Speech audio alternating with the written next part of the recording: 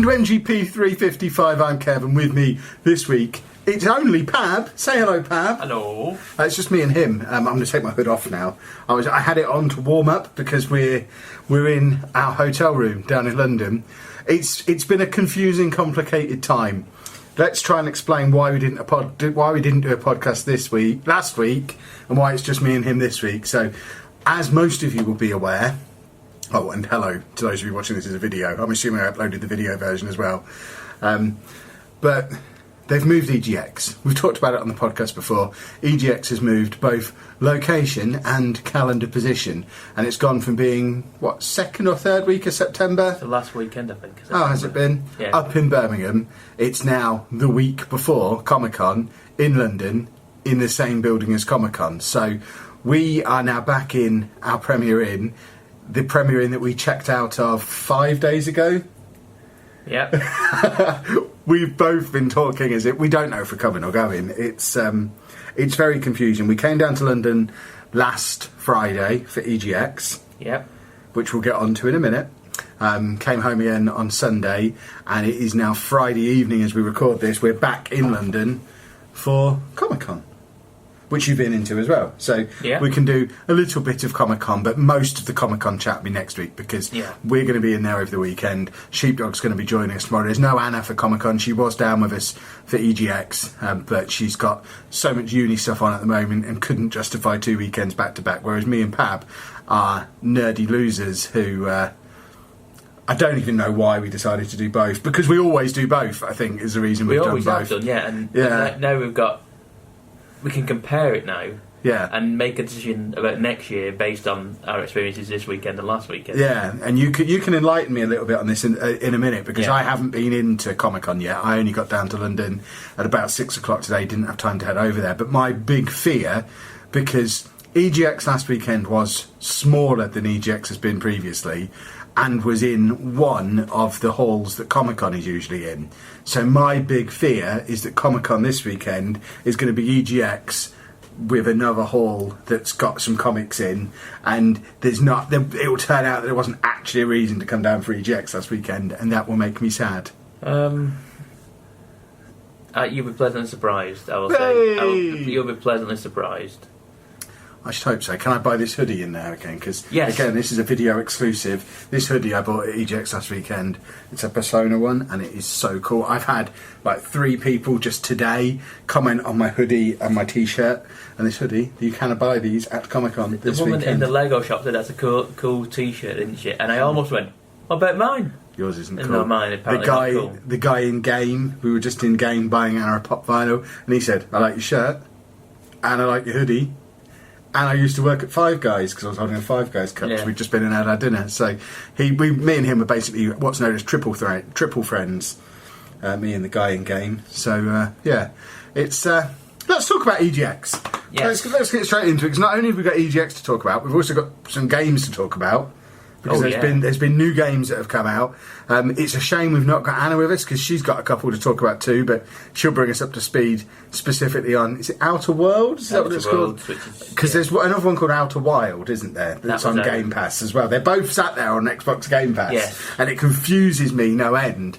But yeah, it's Outer Worlds that she's so excited about, that she had an exam yesterday at uni. She came home from the exam, went to bed at 7 o'clock Thursday night, had an alarm set for midnight, got up at midnight to play it on Xbox. Her PlayStation version hadn't arrived yet. Really? So she got up at midnight.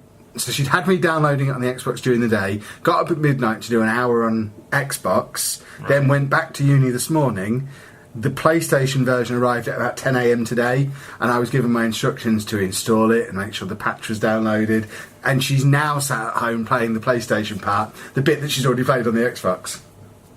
She's a crazy person. She does like to re-roll quite a lot, though, doesn't she? Yeah, so she'll probably have already played that starting hour probably 2 or 3 times. Oh, yeah, I imagine so. When I got up this morning, she said, I wasn't up too late, and I only spent 15 minutes on the character creator because it's not my real save. 15 minutes? Yeah, that's what I said. 15 minutes. I wouldn't have bothered at all. If I knew I was just doing an hour and then redoing it tomorrow, I'd have just kept it on the defaults and got into the game. But I've seen that girl spend 2 or 3 hours on like the Fallout character creator before. She absolutely loves creating the character, and of course it is the Fallout people, and she's already telling me about lots of little nods to Fallout that are in there, something to do with dates coinciding or something, or something along the lines of it being set exactly 100 years after the bombs went off or something in Fallout New Vegas, I think. Yeah, that's the one they made. So I think it's set exactly 100 years after the bombs fell in that or something. Or something happened. I was only semi-listening, but she definitely said there was some cool little crossover content. They've got far. If they are trying to make that, they aren't making it canonical. If they have, they've got far because there's space exploration in that game. Well, I imagine it can't be in a world where the bombs did fall, because then there's not going to be any space exploration. So perhaps it's not part. Perhaps this is what happened if the bombs didn't fall. Maybe 100 years later. Possibly. I'm sure they'll have an explanation. But apparently it does have a very, very strong Fallout feel to it, and she's very much enjoying it. So that's Outer Worlds. But we were talking about EGX. EGX down in London for the first time in 5 years? Is that how long it was up in Birmingham? I bet it's not far off. 4 or 5. Yeah, I think I probably went to 3 or 4 at Earl's Court, and I feel like I've been to it more in Birmingham than I did at Earl's Court. And then now it's back in London again, which I'm all for it being back in London. Talk venue-wise initially, I love the XL as a venue. For me, it's perfectly positioned. I can drive down straight into the car park in like 2 hours. We drove Sheepdog down last weekend, and we picked him up from work at 4:30, and we were pulling into the car park here at like 6:20. It's really easy to get to. Today I've come down on the train and done it in less than an hour and a half. It's a perfect location for me. Plus, it's really good transport links with the rest of London, and it feels more like a place again. Because one of the things I always loved about Earl's Court was you felt like you were taking over that part of London when I was at Earl's Court. You'd walk around the streets and there'd just be nerds everywhere, and it was like the sort of buzzing atmosphere you get when you're at a football match or something. You feel like you're part of a happening. Whereas at the NEC, if you went to the other side of the NEC, you weren't at EGX anymore because you were at a place in the sun live, and it was very easy to fall out of the magic of the event. And I was hoping I think we did probably get a little bit more buzz, but I do think that the event maybe got a little bit lost in the XL because the XL is such a big place. And it only had one little hall. It felt a lot smaller than it has. I'd need a person with a measuring device to actually confirm this, because I said at the time on the vlog we did last weekend it could just be because it was in a big square room, so it felt smaller because you could see everything. But it's the first EGX I've ever been to where you could see everything. You could stand at the door and you could see the other side and you could see everything in between, and it felt like the smallest EGX I've ever been to. I don't know if it actually was, because Earl's Court was a bit weird because it was funny shaped rooms and bit upstairs, bit downstairs and stuff sectioned off. So it might be that it isn't any smaller than it was the last time it was in London, but it certainly feels smaller than the last couple in Birmingham. Yeah, I'd agree with that. It felt like I think it is the convention centre, the XL. We're so accustomed to this big sprawling thing of ComicCon, which takes over the entire site and outside and has that buzz. ComicCon is exactly what I'm describing EGX used to be. You get the buzz. I mean, even now when we were getting our burgers for tea, that was full of people who'd clearly been to ComicCon. Yeah. You get off the tube. There's people coming with bags of all sorts of stuff. I was like, you've come from ComicCon immediately. You know where they've come from. And we didn't get that last weekend at EGX. There was just as many people there for Kidtropolis Live. Is that what it was called? The kids event that was in the hall opposite. Right. They actually had some good stuff in there. They had Mega Drives in there and stuff. Because I had a little look through the door. They had some gaming stuff in there, but we weren't allowed to use that because we're not children.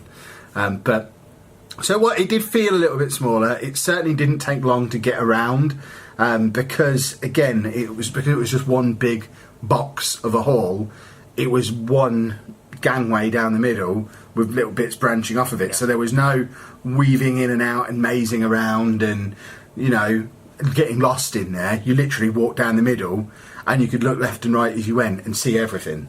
Pretty much, yeah. It'd perhaps be 2 things deep, so you'd maybe have 2 rows of indie games, or there was like you might have the 2 different PC manufacturers or 2 different games to play, but you could still see everything that was back there. So if you looked and thought, that's PC specialist or whatever it might be, I don't need to go and look at custom PCs, I'm not even going to bother going down that bit. So I think that made it feel smaller and quicker to get around, because you didn't have to wind around it and get lost, and it was never busy enough to kind of be pushed along with the flow of people.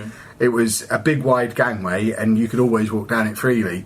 And we, because I was at the Football Manager Capture event last Saturday, and when we went in on the Saturday morning, we got there at 10 a.m, I think, roughly. It's just gone, pretty much, yeah. And I left at 11:15, left Anna in the queue for Luigi's Mansion 3, and I felt like I'd seen everything. I hadn't done anything, I hadn't played anything, but I'd seen everything in an hour.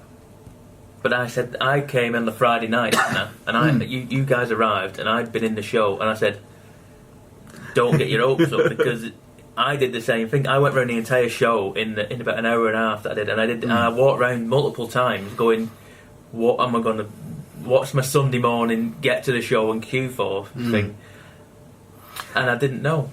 And that does lead into the big criticism that I have. I've been quite vocal about my criticism, but we mocked it a little bit on the last podcast we did.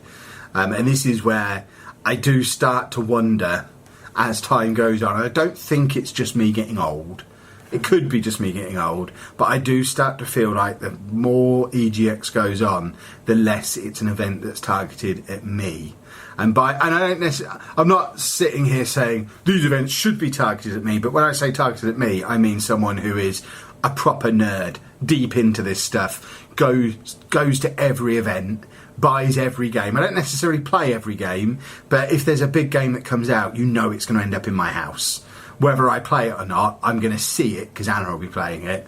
So we get every game, we go to every event, and then you go to somewhere like EGX, and like you're saying, well, what am I going to queue for? I wish we had the maps for that. We've only got the ComicCon program here, but thinking back to what was there and the big stuff, the big AAA stuff, one of the biggest areas was the Borderlands 3 area, which is a game that's been out a month and we already have, so I don't need to queue for that. And they did have a big sign for the DLC, and I said to Anna at the time, now if that DLC was playable here, that would be a reason to queue. It wasn't. It was just the base version of the game. And I don't need to queue up to play a game that came out a month ago. I can see why they want to push it to people who are going to a gaming event, because they can sell more copies of it. But I feel like the whole thing has shifted more towards what can we have here to make people buy it on the way out, rather than what can we have to show off and get people excited about for the future. We did go to the Cyberpunk 2077 live gameplay thing. We didn't get to play it ourselves, but we got to watch someone else play it for an hour or so. I appreciated that, rather than just giving us a video. Because there was parts of it where it did bug out a bit, where he's trying to change the character he was trying to, and it didn't work, and he kind of went, they both kind of looked at each other and went, I don't know. So you can tell it was an actual thing that they were playing, which I appreciate that more than just sit in front of this and watch this for 45 minutes. Got to say, I was a little bit disappointed with it. I got more intrigued. Yeah, I think I was hoping for The Witcher with a Cyberpunk skin, and I came out of that thinking, oh no, it's a shooter with an RPG element. It's another one of them. That's the thing. I don't know whether it is. I honestly don't. I fell asleep at one point, and it's because there was a 20-minute gunfight followed by a boss battle. There was a boss battle with a gunfight, yes, but there was also a huge part where you were playing the hacker guy, where you were stealthing around, just taking over stuff, and the RPG stuff looked awesome. That looked really cool, and the way you could if you wanted to, if you had the strength abilities, you could just bust that door open that needed busting open. Instead of having to go all the way around the thing, you could just go straight in the side door if you got the strength to break it open. There was definitely some cool elements of it, but I don't know if it's just, again, whether they're targeting the market that they know is more likely to be EGX, because I do, like I say, feel more and more like EGX isn't aimed at me, it's aimed at more of your mainstream, likes games a bit, might want to buy a game this weekend kind of person. I think that's the market they're aiming for, and I guess that sort of Call of Duty market might be a bit more willing to have a look at Borderlands because it's a shooter. Oh, I might buy that. And if you're trying to sell them Cyberpunk, lean on the stuff that you know they enjoy, the shooting elements. But for me, I don't need to see 20 minutes of shooting followed by a boss battle. All that does to me is think, right, well, you had 40 minutes or 45 minutes to show me what this game can do, and you spent half that time firing guns. That, to me, feels like it's going to be a game that heavily relies on firing guns. I think there's a good chunk of it will. Not interested. And I don't think that's not necessarily for you then. But no, which is a shame because I was excited about that game. The world and everything intrigues me, and I don't mind shooters. Definitely. I don't mind shooters, so I've still got my wristband on for it, a week on. I still don't know my you managed Cyberpunk that. wristband. Well, that is at Comic Con again, isn't it? So that is, we could go and watch that same day. If you are at Comic Con this probably weekend, is the same you demo. could go and watch that same gameplay segment and judge for yourselves and let us know down in the comments or on the iTunes reviews or on Twitter or wherever else it would be what you think of Cyberpunk. But that was another one of the big headline things. So the two headlines we talked about so far, we've got Borderlands, which is already out, and Cyberpunk, which wasn't playable. There's a theme to this. They had Avengers, which isn't out yet. Out next year, yeah. But the queue for that, because it was the only big playable thing that wasn't already out. Doom was there as well. The new Doom's there, that's there next year as well. I'd actually forgotten that exists. But the Avengers queue was so long all weekend that we never even joined it, did we? And I think with Avengers, it's a game that I know I'm going to get just because, I mean, look at the shirt I'm wearing, video people. I'm obviously going to get the Avengers game, even if it's rubbish. I've got WWE 2K20 at home, even though I knew it was rubbish, because it's something I'm interested in, so I'm going to get the game. So there was no reason to sell Avengers to me. And it was nice to see that it was there. They had some nice merch to give away. They gave us a little poster and a lanyard, got some lanyards last weekend. And I mean, it was fine. We didn't get to play it, but I like the fact that it was there and the queue was always busy, so I guess it was a very popular thing. But I'm trying to think of anything else that was playable. They had the League of Legends card game, the name of which I can't remember. Legends of Runeterra? Was Something it? Something like that, yeah. I didn't mind that. No, I enjoyed that. I said Sheepdog sat there between me and him. Literally. Didn't play the thing. It was brilliant. He just sat there on his phone. I looked over it and he was into PayPal trying to buy stuff. I was like, what are you doing? He's trying to buy packs Sheepdog of cards is online. insane. Anna doesn't really play stuff like this, so she didn't really get it. But I think I enjoy stuff like Hearthstone. I liked the Elder Scrolls card game. I like Gwent on The Witcher. I like a card game, so I came out of that thinking, I mean, Sheepdog did sum it up, even though he didn't really play it. It was like every card game I've ever played. And it kind of was. But to me, that's fine, because I like that kind of thing. And I said to him, I could easily spend an entire evening playing it and not get bored. But at the same time, I don't think I'd ever be desperate to go back and play a second evening on it. If it was there and it's all I had to do, it would keep me amused. But I don't think I would get super into it. And obviously you get the same issue you run into on stuff like Hearthstone, where if you want to go and play that online, then you can't just do the free-to-play and play it all evening and have a good time, because you're going to get absolutely battered. You need to throw some money at it and get some decent cards, presumably, to be able to actually compete at it. So that's where it starts to hook you in, and they always have that pay-to-win element to these kind of things. But it was fine as card games go. It was the most confusing big game that I've ever seen at a convention, because I wouldn't consider it a big game, but they clearly considered themselves a big game because they had one of the largest footprints on the entire show floor. The biggest by They had so many PCs. They had a photo area on the way in. They had the longest, most elaborate queuing system ever. And then they had about half a dozen people stood out in the big gangway, literally begging people to come in and play, because everyone was just walking past and nobody cared. We got pretty much physically dragged in and begged to go and play the game, bribed with freebies. I said, I'm going to go have a go on this because there's some free stuff. And they all kind of jumped on that fact that I was going in, and you guys got roped into it as well, and it was like, right, we're going. But they dragged us through, walked us through this long queuing system. There's nobody queuing. And put us straight on some PCs, 4 PCs in a row, just sat there ready to be used. Yeah. So, and this was like lunchtime. It was just before the general. Oh, okay. So it wasn't. It was about 11 o'clock. So it might have got a little busier, maybe. It was just. I was thinking it was after just general entry because I thought about it when you left on the Saturday. I thought I'll go on that after I've queued for Pokemon. Yeah. And then when I went back there, the queue was massive. Oh, okay. So the queue was massive after general entry came in. I'll cut them a little bit of slack then. I'm perhaps being overly harsh. Because I, in my head, it happened after general entry, and it was pathetic that they had no one interested. No, it was just before. That's why I went on it then. I'll let them off, because I guess if you're in there in early access, that's when you go and join the Avengers queue, and you go and join the Call of Duty queue and the Doom queue and whatever else might be there. Yeah. Was there a Call of Duty game there? Yeah, it was in the PlayStation one. It'll probably still be there over there now. Not interested at all. PlayStation were there. They had a big presence, as did Nintendo. I don't feel that PlayStation had much in the way of new stuff. Final Fantasy was playable for the first time in the UK. Sheepdog did play it, didn't he? He did. Came away having had a lovely time. Yeah, after struggling getting a sword on. Yeah, he had a picture taken and everything, which if you check Sheepdog's Twitter, you'll see a picture of him holding a big Final Fantasy sword. So he had a lovely time. Neither of us played it, though, so we can't. I mean, we're not Final Fantasy people anyway, but Sheepdog was very glowing in his praise. I'm sure he'll tell you all about it on next week's podcast. Yeah. They had Dreams there, which is always there. They had various little games sort of scattered around. The Dreams stuff was interesting.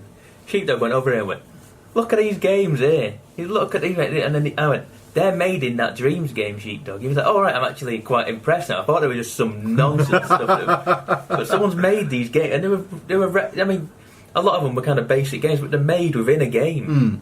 And it's a clever idea. It is. But it feels like the new version of Gang Beasts, in so much as it's been at every event I've been to for the last 3 years at this point. It's just always there and feels like they're pushing it really hard and still no one really cares. It's effectively a game engine. Yeah. They can constantly keep wheeling this out and going, look at what people are making. But I just feel like the only place I ever hear of it is at a convention. Yeah, I never hear it get mentioned on Twitter or in general conversation. I don't know anyone who's actually playing it, but every convention it's there. It would be interesting to see if anyone actually does. I don't know if it's even possible to release a game from Dreams. I don't know if it is. There's probably because I've seen it at 6 or 7 events now. Yeah. Never been interested enough to try it, and never gone away and looked into it in any way. I'm always intrigued, and I'll watch something. If someone's doing something on it, and I go, well, that looks interesting, but that is about it. I won't delve into go and play it or want to do it myself. But I always have a minor interest in seeing what people are creating in that world. What else did they have there? Nintendo had a huge section. Nintendo for me was the big, not the big winner, but they had a lot of stuff that was there. The longer they had this big LED screen, and it was quite powerful because they had an image on it that was rotating through all the different stuff that is available to play on the Switch at this point, with a tagline of like thousands of games and stuff like that. And the lineup on the Switch now, goodness me, it is worlds apart from the Wii U. They have got a lineup of games. I mean, I've been banging the Switch drum for a year now, talking about how it's my favourite console ever. It just goes from strength to strength, and they had so much playable stuff there, and so much stuff on their lineup coming out imminently, because it's there at EGX. They had the new Pokemon games, they had Luigi's Mansion, they had the Mario and Sonic Olympic Games, they had the new Ring Fit Adventures was there. And I feel like there was some more stuff. There was Overwatch tournaments going on there for Switch that had just come out recently. There was. They had the usual Mario Maker stuff and all that stuff there. Smash Brothers, the whole. But if you think about the lineup of games that's come out on the Switch this year, and then go back and realise that there was a lot of good stuff last year as well, Nintendo are doing a sterling job at the moment, and I'm confused about why they're not at ComicCon. I thought that as well. Why they aren't there is beyond me. Because they were at Birmingham ComicCon earlier in the year, Nintendo.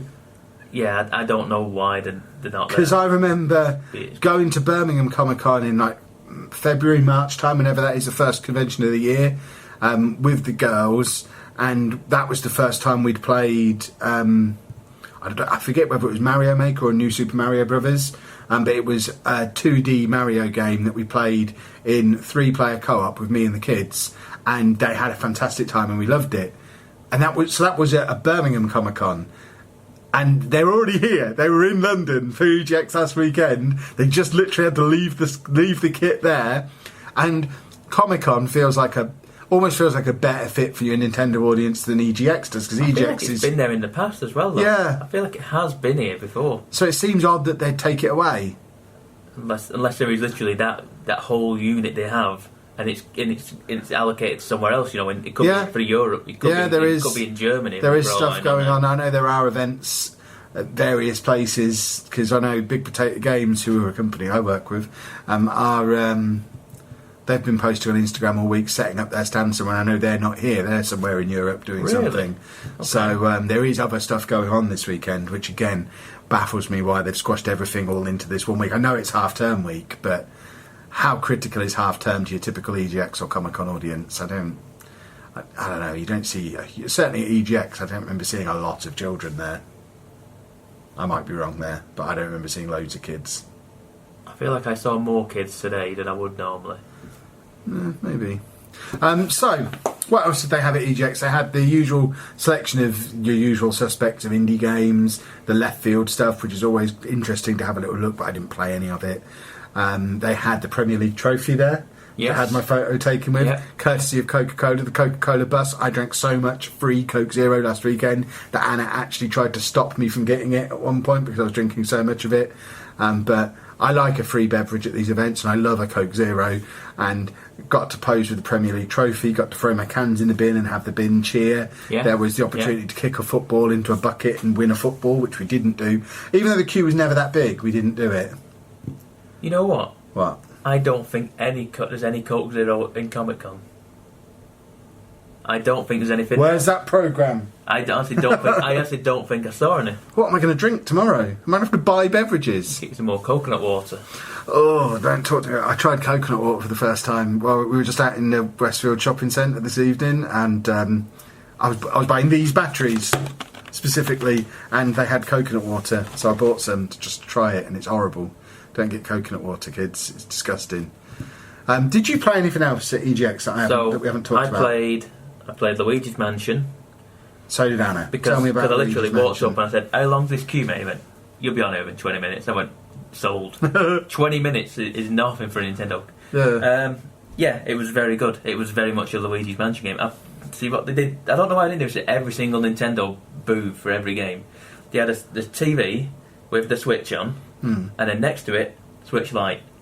Playing the exact same game. So then there's one guy on each stand telling them how to play the demo works. Admittedly, I was rushing through it, and the guy kept looking at me going, "Oh, you've done it, have you?" See, that frustrated Anna.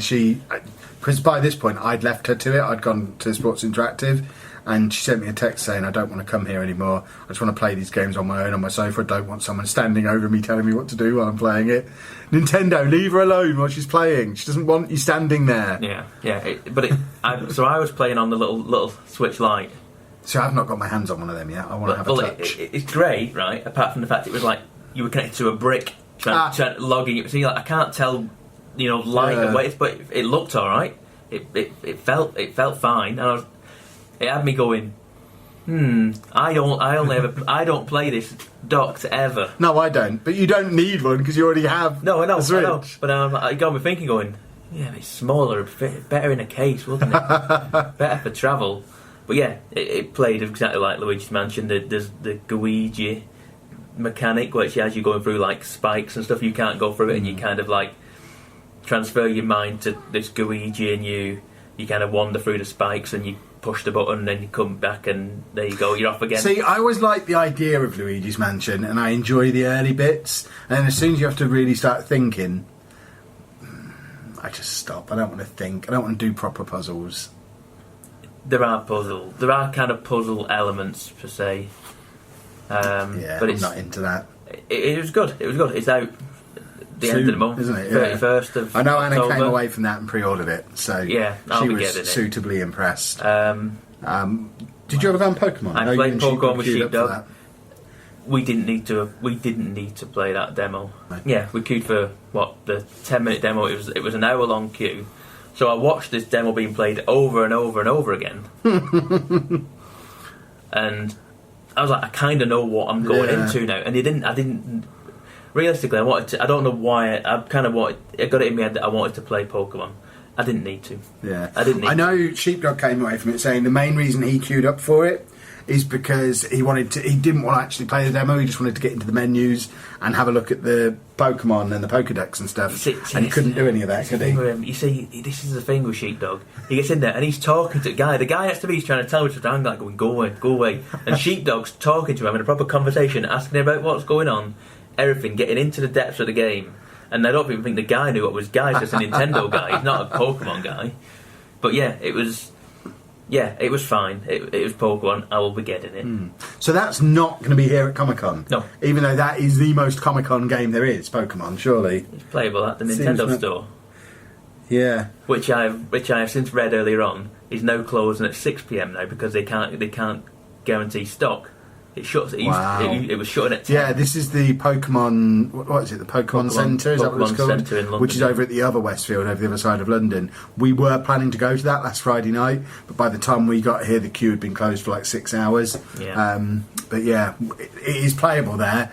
But the queues are so bad, and I imagine the queues are going to be even worse this weekend was saying because it's that Comic-Con. People are queuing up at 4 AM to get in at 10, and they're not first in the line. And they're not inside the shopping centre because the shopping centre shuts. So they're outside the front doors. That's the shopping centre is insane. cold. Should we go over there now and start a queue for the We might morning? as well do because you still won't be first in the queue. I bet We could have saved a few quid on this hotel. Head over there, sleep rough outside the Pokemon Centre, and get in there first thing tomorrow. Buy ourselves a London Pikachu and a £10 keyring. there are multiple things now. You are limited to 6 items total. Wow. That is the thing now. You're now limited to 6 items total, not including Nintendo product, like Nintendo-based products or Pokemon products. 6 items total. And I mean, surely at some point they've got to think, perhaps we'll keep this open another month. oh yeah, you think so? Wouldn't Perhaps we'll just leave this here rather than it. Because the only reason it's this crazy is because it's there for a month. It's a pop-up for a month, isn't it? Yeah. And that's why it's going so nuts. But surely if it's like this for the whole month, and people like me and Sheepdog and little old Pab here, who are sort of, I mean, I would describe us as semi-interested. Sheepdog's a proper Pokemon enthusiast, and he's not going to get to that store. So if you can be there for a month and it'll always be too busy for Sheepdog to get there, then that tells me maybe leave it open a little bit longer or do a permanent one somewhere. Because there's clearly demand for it in London, in the UK, for there to be a Pokemon shop. I don't really know why, because I've had a look at it on the internet, and they don't seem to have anything there that you can't buy from Smith's Toy Store or from Comic-Con. It's a load of Gen 1 stuff. I don't know. And I actually don't know. But it's basically all the Generation 1 stuff. is it? Okay. Pretty much. There's nothing there that you can't get here. I imagine we could walk down into the toy shops. There's an Entertainer like 2 floors below us now. We could go in there and probably buy half the stuff they've got over there. But I think it's just the novelty of it being a Pokemon Centre. It's more, I think, and this is going to make... Kev does another old man speech. I think it's more to get the Instagram shot of yourself outside the Pokemon Centre than it is about going there and because there's something there you really want to buy. I think it's more to be able to say, I went to the Pokemon Centre. You could do that anyway. You could stand outside and just take a picture. Yeah, well, that's what we'll do. We'll walk past now and go and there. take a picture. Yeah. We'll do that tomorrow. It's only an hour away from here. Yeah. 2-hour round trip. We're heading into the centre of London tomorrow to buy jam. Yeah. We might swing by there and have a little look. Maybe. See if we can get ourselves a Pokemon. Catch a special one. So, I'm trying to think, was there anything else we played at EGX last weekend? I should have made some notes, really, but I haven't. Like I say, I feel like the only things I played with... I played the Dragon Ball Z Kakarot game. You said a lot of stuff there that I don't know what you mean. The Dragon Ball Z game, the new one. It's Dragon called Ball Z, Kakarot, I think you mean. or whatever you want to call it. I played that. Literally, there was someone walked off a stand as I was walking past it. I went, all right, okay. I restarted the game. Went to desktop immediately. PlayStation. Like no, in the game. and it is just pretty much like it's kind of a fighting game. I was getting battered left and right. I was kind of getting used to it. I kind of like got my head around what the buttons were and everything, and then I got absolutely blitzed and I died. And I went, okay, that's fine. Nice. And it was very much a Dragon Ball Z game. I want the actual English audio rather than the Japanese audio. That would be preferable. Yeah, you don't speak Japanese, of course. People prefer subs rather than dubs, don't they? As they say. I've never heard anybody say that. People say that a lot. Subs before dubs. I don't know what people say. Oh, I hate the world. I prefer the English audio. I want that on a T-shirt. Imagine the amount of people who'd shake my hand around Comic-Con this weekend if I was wearing a shirt that said subs over dubs. Hey, Kev, you're so cool. Yeah. I don't know what you're talking about. I don't watch anything Japanese apart from the wrestling, and there I have the English commentators. Yeah. So that was EGX weekend. It was a fun weekend. I have to say, if they do it like this again next year, just based on how tired I am right now, I don't know if I'd do both next year. I feel the same. I think you're right in saying I don't necessarily think this is for us anymore. I don't know. I said this to Anna last week. I said, if you came here and you were spending the entire day here and embraced it and went literally around every indie game, literally just stool across one, stool down, sit down, watch it, play the game, literally you probably have a blast. But that's not what we do. And I think it would be a great place for if you're kind of, you like games, but you're not like constantly on gaming Twitter and gaming Reddit, and you're not listening to podcasts and you're not watching loads of stuff on YouTube. I think if you're really hardcore nerdy gamer, I think it's probably not the place for you. I think it's drifting more and more to being a mainstream event that they've deliberately moved a little bit closer to Christmas, because the main goal is to sell as much of this stuff as they possibly can and increase sales for the likes of Borderlands and your big games like that, Call of Duty, FIFA, that kind of thing. Which is odd as to why there was no actual game stall there. There normally is like a game stall there to sell your games, and that wasn't there this year either. Well, that's because they are sponsored.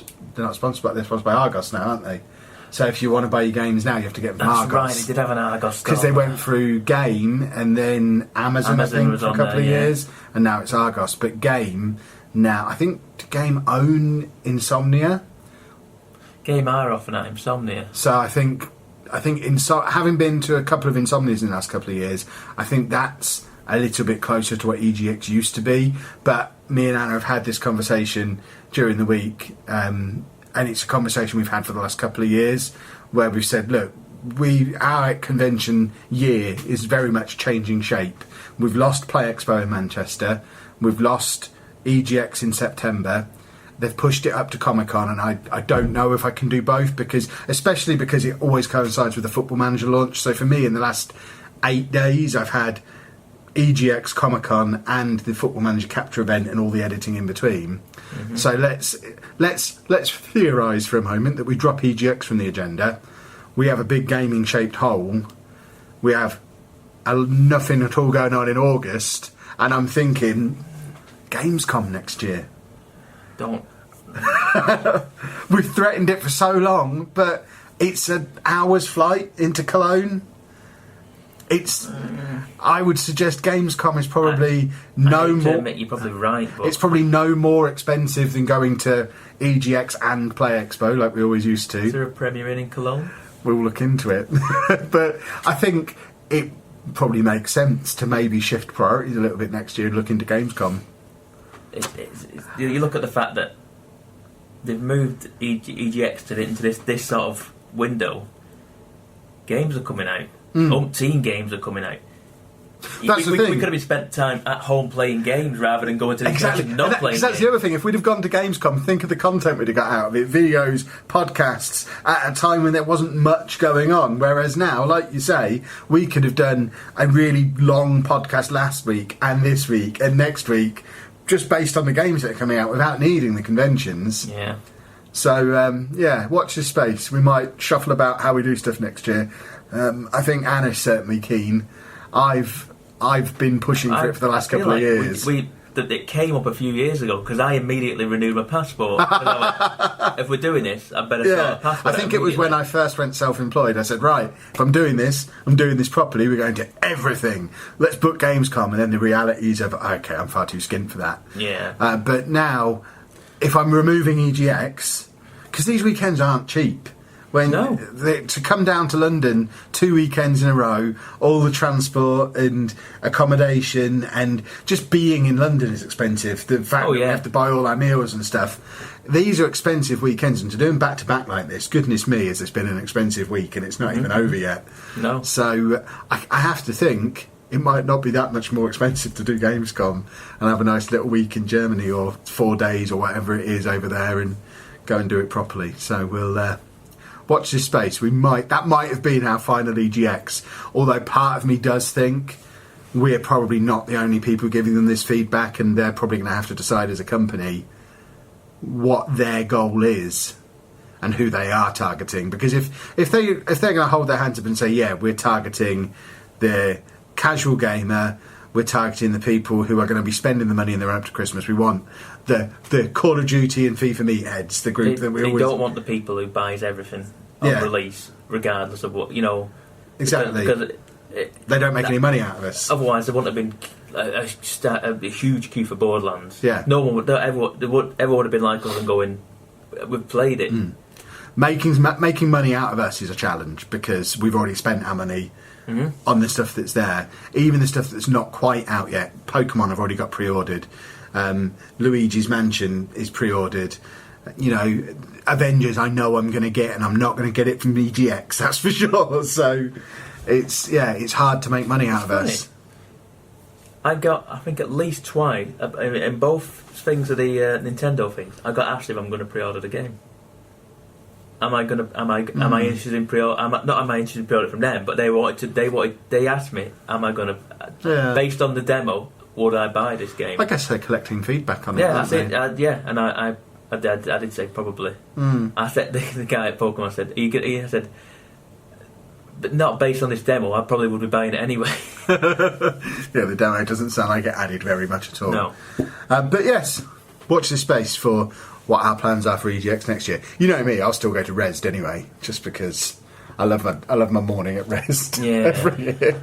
But I don't know if I'll do full EGX again. Or if I do, I might do it the way I did the Saturday this year, and if it's on the same weekend as a Football Manager Capture event anyway, just come down early, do an hour, and then not bother with the Sunday in the hotel. We'll see. Yeah. We'll figure it out. But we have, I believe, got other gaming stuff to talk about, because I think we've both bought Ring Fit Adventure this week. The big new release. Yes. I've not had a chance to play it yet because editing stuff all week, but I have walked in on Anna playing it and was very amused because she stood there with this big ring in front of her. Steering wheel. Yeah, but bigger than like a tractor steering wheel, held up vertically with a Joy-Con in the top. There was another Joy-Con strapped to her leg. Yeah. And she was jogging on the spot. Was she doing the jogging? She was jogging on the spot, but also shaking this thing up and down in like arcs in front of her. Yeah. Firing stuff. You have like a... So it's like she was running, but also shooting with this thing. Yeah. So I can see that. It was interesting to watch. She really enjoyed it. It's basically, if you're not familiar with it, and this was a big thing that they were pushing on the Nintendo stand at EGX last week, but it's basically the successor to Wii Fit, but obviously they can't call it Wii Fit because the Wii doesn't exist anymore, and it doesn't, with it being Nintendo, it's innovative. It's not a balance board, it's kind of a twist on the idea of fitness and gamified fitness, but done in a completely different way. And you've got this big, like a resistance band thing that you can do various exercises with. It's all tracked through the two Joy-Cons. I am reliably informed even gentlemen of larger proportions can get this around their leg, because I watched a video of Boogie2988 and he can get it around his leg. And if that big fat guy can get it around his leg, I'm confident I'll be able to have a go on it. And it promises a 90-day fitness programme that's all gamified with RPG elements and stuff it. It is bonkers, the stuff you do on it. So, like you say, you do the jog on the spot, or you do silent mode, which as you don't jog, you do this. You just lots of squat. You do squats on the thing, and I went for that one. So I'm not bouncing around upstairs, just banging on the floor everywhere. So I'm just like doing little squats, and it counts as a run. Yeah. And you run around, and you push the band in to shoot air out. Okay. And then you pull it out to like vacuum stuff in. Okay. And then you point it down and push it out, and you do a jump. It like boosts you up. Awesome. But then so you like go around. It's like Mario levels. You have like a little world, and you go to a level. You do that level. You move on to the next one, and you come across enemies, and then enemies you fight doing exercises. So you do exercises such as like you like put the band over your head and then squeeze it, and it shows you on the body. Like which muscles it's working, okay. And the better you do it, the more damage you do. But like the enemies take probably at least 2 different exercises to do it.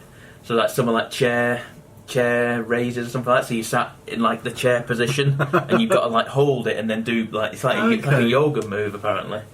And then there's like squats, leg raises, and all sorts of things. And you unlock different exercises the more games you play. And then every now and again it'll say, do you want to check your heartbeat? And you can do that. You put your hand over the Joy-Con, put your thumb on the IR sensor, and it measures your heartbeat. Seriously? Yeah. And it says like whether that is a good heartbeat. Have you measured that against your watch? I don't check it on that. It doesn't. It saves battery. But and it says like you've done enough today. Have you had enough, sort of thing? And you can carry on or you can stop. And I don't know if it counts. Because you can set like an alarm to go off on your Switch to say it's time for your exercise. You can set a date and time it's like a calendar. That's awesome. What would be really awesome with that, and I know there would be uproar if they did it, but it would certainly get me exercising if built into that alarm it locked everything else on the Switch until I've done my exercise. Yeah. That would be a brilliant way to get me to do even tie it into like 15 minutes a day. You opt into it. And you have to pay a £5 to take this off or something, just make it slightly difficult to do. But if you made it so I could only use my Switch if I'd done a bit of exercise first, I'd have a 6-pack by Christmas. It'd be genius. So there's mini games in it, which are basic. I've not played the mini games. I've only been playing the main adventure. But apparently the mini games have leaderboards. Ooh, I like a lead. I need to go home and play this immediately. So there may be some competition going on. I will be on this from Monday. I will be having my first go at it. Yeah, I intended this morning. I've done Wednesday and Thursday. I intended this morning to get up before we come out to the train station to do it, and I was like, no, it's not going to happen. It's not going to happen. I'm not getting up at 7 in the morning to do me squat. See, but if your Switch had been locked all weekend, you would have done. Yeah, I brought me Ring Fit with me and carried on doing it to keep me goals going. Yeah, but it is pretty damn good. It made me want to do it, sort of thing, playing the game and moving through the levels. I don't know, like I say, there's apparently 90 days of it. I don't know if there's 90 days of levels. I don't know how to do that, or whether there's just because there came a certain point where there was like I did like the first world in like about 15 to 20 minutes. The first level, I think, of the second world was 13 minutes alone. So I was like, do I want to? So I did 2 levels and then I stopped. I was like, I'm not going to do any more than that because I feel like I've done it because it basically got through the first world and it says, there you go, you've done your day's stuff, move on, come back again tomorrow. So I did that, and then now I'm halfway through World 2, and we'll see where it goes. I mean, it's going to look like The Rock by the end of these 90 days, isn't it? It's just impressive. It says like, this exercise does this muscle, this exercise does this muscle, this exercise does whatever muscle, and at the end of it says, right, okay, do your cool down now, put the ring away, do all your cool down, you do all the different stretches. And I thought, oh, okay, second day it's going to be the same sort of thing again. No, it's actually doing different cool down things because we've done different exercises. Okay. I've done different exercises, so I was like, no, you're doing different cool downs to affect different muscles that you've worked. Clever. It is really is very good. I didn't do Wii Fit, so I don't know. Is this developed by Nintendo? Is it Nintendo? Yeah, I think so. I think so. Yeah. They're so clever with their innovation, aren't they? They're just... Was, going back to EGX for a second, did they have the new Dr. Kabushima game there? No, brain that's not training out yet. game, That's not out 'cause till next that would have year, been is it? fun. I used to love that on the DS. Yeah, yeah. But they're just... This is why the Switch is such a wonderful thing, because not only does it have great games on it, but it just has crazy stuff like this that no one else even thinks of. They're making. It's just brilliant. So that, obviously, is a new game that came out this week. The Witcher on Switch, I still haven't got a chance to play Switcher. on. The Switcher, yeah. I meant to bring it with me this weekend, but it's still in Anna's Switch. So my first go on that is a little delayed. Another new game that I'm slightly delayed playing, WWE 2K20. I have downloaded on my Xbox. We were just talking to the guy in game about it, and how I'm kind of reluctant to play it because I'm hoping for a refund. I know PlayStation have started refunding people if they ask for it because it's such a broken mess. But I'm thinking, well, if this was on Steam and you played it too much, they wouldn't refund me. So I'm reluctant to start playing it in case they offer refunds, because it was a £50 game that is absolutely utterly broken. I don't know how you could have missed all of the little clips that have been on Twitter this week if you haven't seen it. That's been insane, the amount of stuff that's going on. It is just utterly broken. And I was never super into the WWE games anyway. I always give them a little try, and I always get a little bit frustrated with them. I feel like it's one of those games where you have to really commit a lot of time to. Fighting games in general, you really have to learn the controls and the special moves and stuff, and it's not really something that I'm into. It's not just like the gameplay though. Have you seen the actual roster? Oh, they look funny. The roster look... Randy Savage looks like an NPC from The Witcher. Well, I heard that apparently because of... Basically, it's all because the previous developer just basically left.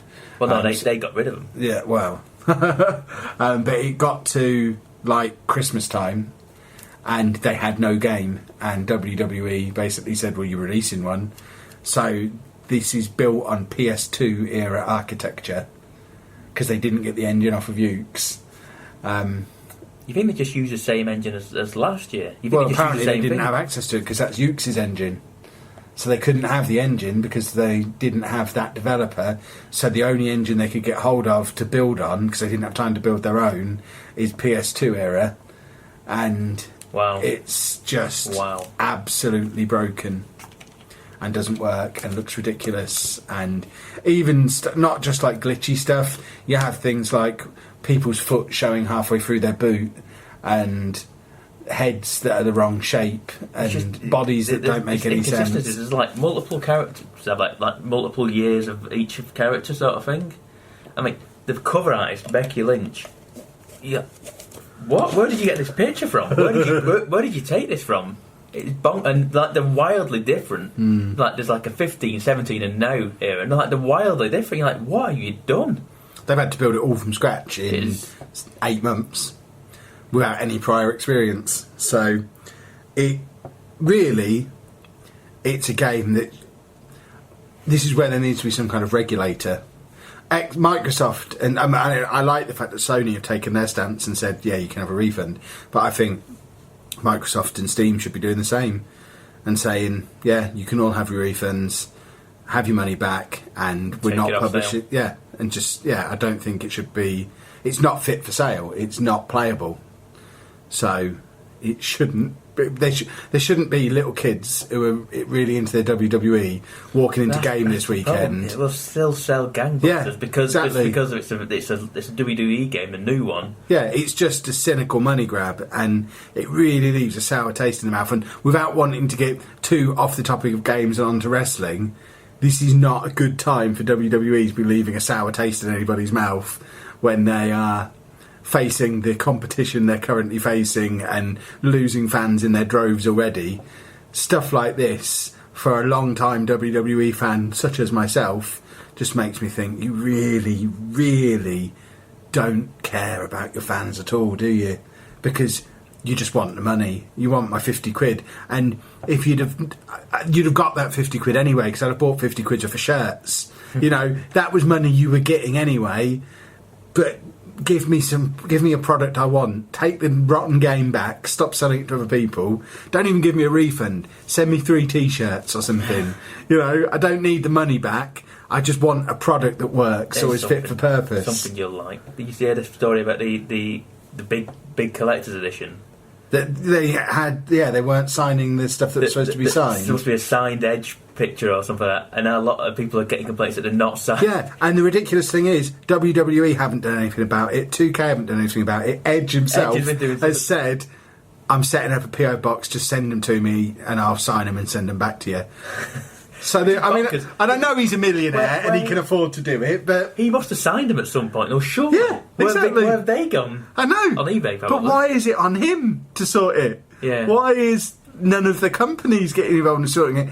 Obviously, for him, it's just a nice gesture. It's not going to cost him any time or any... I mean, a PO box isn't expensive. It's no big deal. He can do that and look like a hero for doing it, but he shouldn't have to. Because, like you say, there's a bunch somewhere that he's already signed... Presumably.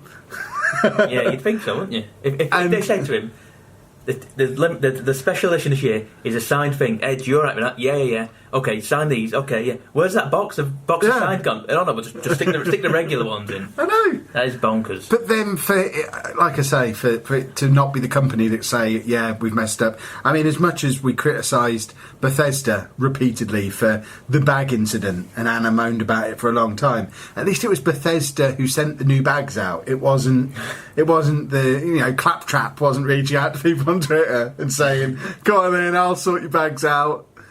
The company did it, and it really has left a sour taste in the mouth, and I've not even played the game. So I can't imagine being if 12-year-old Kev had got this as a kid. Tell you what, I'd have been gutted.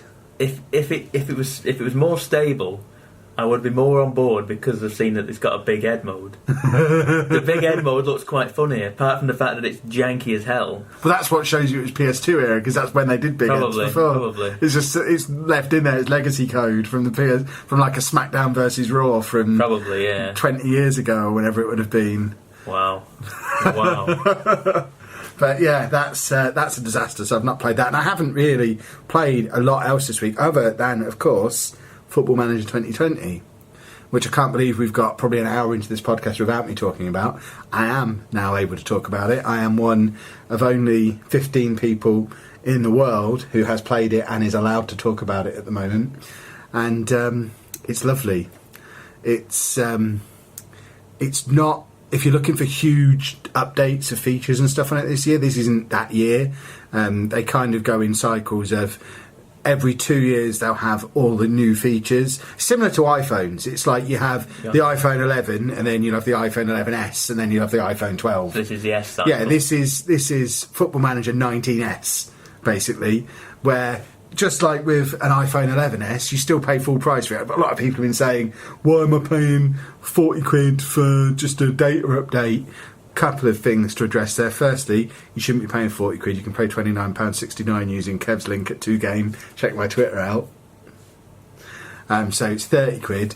And it's not just a data update, but even if it was, it's a data update for a game you'll get 1,000 hours of entertainment out of. So that's worth it anyway, even if it was just a data update. But it's not, because the in-betweeny bits, the S editions, if you will, these are the ones where it's all about quality of life updates and making stuff make a little bit more sense. And so a couple of the big things that they've done, they've got a new thing called the Development Centre, where rather than having your under-23 team in one place and your under-18 team in another place and training in another place and your youth development directory over here, it's now kind of got all that together in one place with your loans, so you can now keep track of how young players in your club are developing through all these different staff members, through all these different routes, and it's all in one place and has one nice little summary screen, and it's much easier to manage. And you can sort your youth team so they all have a little graph next to them, so you can see how they're developing over time. And it's just a nice little thing where there's nothing new in there, but there's a lot of stuff that was in a lot of different places before, and now it's all together in one place. So that's really cool. And they also have probably the nicest new feature, the most exciting new feature, is the Club Vision section that they've added in, where previously when you got a job you basically got told by the board what you had to do this season and that was it. Under Club Vision you're now working to a 5-year plan, and it's a negotiable 5-year plan. So the save that I've started off with Posh is they come in and say, right, it's it's not negotiable. You must get into the Championship within 2 years. But where you are at the end of your 5-year plan, that's where negotiation comes in. So are you looking to become an established Championship club? Are you looking to push on to the Premier League? And depending on what you do for that 5-year plan objective, that then starts to affect budgetary things. And obviously you're then judged on your performance against those objectives that you achieve. Every month you get a report where your performance in all these different areas is graded. So you might get a C for transfers, but a B for money management, an A for youth development, and each match gets a grade, and it's all in this reporting thing, and it's much easier to track how you're performing at a club over time. And it's going to be really, really cool for super long-term saves. So that's a really cool new feature. And then aside from that, it's just been a lot of tidying stuff up. They've polished up the match engine a little bit. They've now got dynamic pitch damage as a result of weather and things like that, and wear and tear over time, and you can see that in the graphics. They've tweaked the goalkeepers a little bit to make them a little less useless. They've tweaked some of the animations that have just got a little bit more polished and a little bit smoother. The stadium design is a little bit smoother. The whole arrangement of the screens and the flow to get from match to match is a little bit smoother. They've got a new thing called selection advice, which rather than just doing quick pick or picking it completely yourself, you now have the middle ground where you can sort of half pick a team, but then just chat to your different members of staff and say, I had a situation where my winger was injured and I got to speak to all my different members of staff, and all like 5 of the 6 were saying one guy, and Matty Everington, the only former winger in my staff, was saying, no Kev, this is the winger that you want, he's your guy. So I had different members of staff giving different advice, but explaining why they were choosing who they were choosing. So it might be because this guy needs match fitness, or this guy needs he's unhappy at the club, or this guy works better with that guy. And it's, like I say, it's just lots of little quality of life tweaks, and I think the real noticeable difference will come 5-10 years into a save. It's not going to be a game that you pick up on day one and think, wow, this is so new and cool and different. It's going to feel like slipping on a comfortable pair of old slippers on day one. But I think on 3 months into the game, I think you'll be getting more out of it than you were getting out of FM19. And of course, for nerds like me who are going to get their 1,000+ hours out of it regardless, that is an awesome thing. And I had a lot of fun with it. Cannot wait for the beta to come out. The beta should be out at some point in the next week and a half. They say 2 weeks prior to release. The release date is now set, as predicted by Kev, for the same day that Google Stadia is released, on the 19th of November. So the beta should be out by the 5th of November at the latest, because that's 2 weeks before. I suggest, because that's a Tuesday, I have a feeling they might go before the weekend before and go like 2.5 weeks before. I don't have any inside information there, but I wouldn't be at all surprised if this time next week we were all playing the beta. That would be my guess. It's also my hope, because my content that I captured at the capture event runs out on Wednesday. So if I need content for Friday. So perfect scenario for me is they release the beta on Thursday. That's what I'm hoping for. Let's all cross our fingers, because then I can keep the daily content going. But yeah, if you were on the fence about getting Football Manager this year, if you didn't get 19, absolutely definitely get 20. If you got 19 and adored it and got loads of value out of it, definitely get 20. If you like to just get it when it's got something new and exciting happening, maybe this is the year you give it a miss. Apparently there's still more people who buy it every other year than every year anyway, according to the stats. There you go. I have a question. Oh, if you're 19 now, yeah, would there be a roster update for that game? No. So did that? Well, obviously it's incentive for you to play to get the new one. Isn't That's it? basically what this is. Yeah. In some ways, they do one at Christmas. So at the end of the January transfer window, they put one out, and there's third-party ones you can get if you really want to carry on playing on the old game. But honestly, I can't understand the mentality of why anybody would want to do that. It's less than 30 quid. We've just gone on about the WWE game that is a significant downgrade on last year and costs 50 quid. But people buy it every year. FIFA is 50 quid and people buy it every year, and it doesn't change very much. It's all to do with just I see Football Manager, and this is how I try and explain it to people who moan about it not changing hugely from year on year. I just consider that I have a subscription to Football Manager, and it costs me £30 a year to subscribe to Football Manager. So it's less than half the price of Amazon Prime. You know, it's significantly cheaper than Netflix or Spotify or all these other entertainment products that I subscribe to and pay out every month. I subscribe to too many of them. But £30 a year, that's what, £2.50 a month for, on average, 80 to 90 hours of entertainment a month for £2.50. It's the best value entertainment product there is. If you will play and enjoy Football Manager, then you should just get it every year, just to support the developer, to make sure it carries on coming out. It's the only game they make. If people don't buy it, they won't make it anymore, and then we're all out of a job, and I have to go and get a real job again, and that'd be horrible. I don't want a real job, Pab. Don't make me have a real job. Don't make me have a real job. I don't want it. I like playing games for a living. Have we played anything else, then? I have played Witcher on Switch. Switcher. I did play Switcher. It's been alright. Anna came to me last week and went, You played this Switcher yet? And then she was like, It's grim, isn't it? And all she cares about is graphics, compared to PC or... Well, of course, if you compare it to them. It is, but just playing it on the handheld, it's fine. Can you even notice on the handheld, because it's such a small screen? Oh yeah, it is. I mean, if you're looking for it, yes, of course you can see it. It's the frame rate's not as good, but I've played this game top to bottom on PC, and it kind of is how I remember it. Awesome. You know what I mean? You remember it. You know, it's a game that I love, so it's just how I remember playing it. And like I say, if you do look hard enough at it, you can see you know what I mean. It definitely isn't the highest quality, but it is staggering that this game is on the Switch to begin with. It is, it's pretty much remarkable that this game is on Switch, and I'm just enjoying going around there, and I'm like, okay, I go to this guy, okay, yeah, and I know where he's going. He needs to go here. I need this, and that, and that, and this, and I know exactly what to do. And yeah, I've played it all before, but that's because I've started this game so many times. I've played the starting hours of this game so many times. But when I get deeper, I want to get deeper into it and play the Gwent on the again. Toilet. That's what you want. Gwent on the toilet. I avoid the Gwent. How dare you? Gwent's brilliant. Gwent's the best thing about it. The odd game is fine, but when it becomes a thing of like you have to upgrade your deck by buying cards from the vendors and stuff, I'm like, I'm not interested in doing that. No, I'm not building a whole deck in the game. I play the odd game, sure.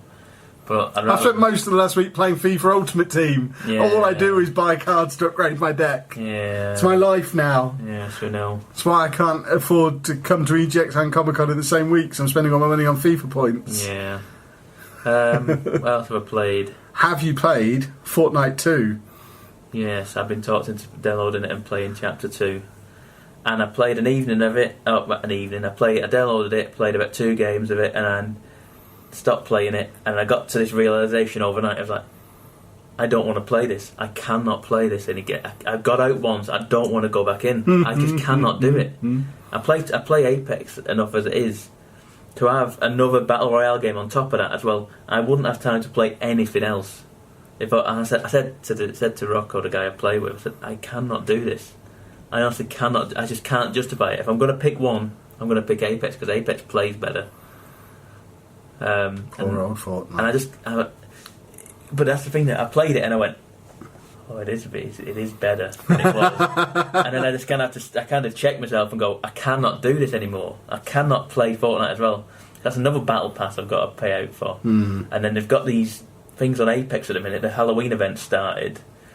Another 180 quid worth of cosmetics on top of it. 180 quid to get everything. And have you bought them all? No, I haven't touched it yet. And I'm like, I'm putting it off. I'm like, but I want the heirloom item. Of course you want the heirloom item. Of course you do. But to get the heirloom item, you've got to buy all 24 boxes. And then buy the heirloom itself, which I say will cost you about 150 to 180 quid.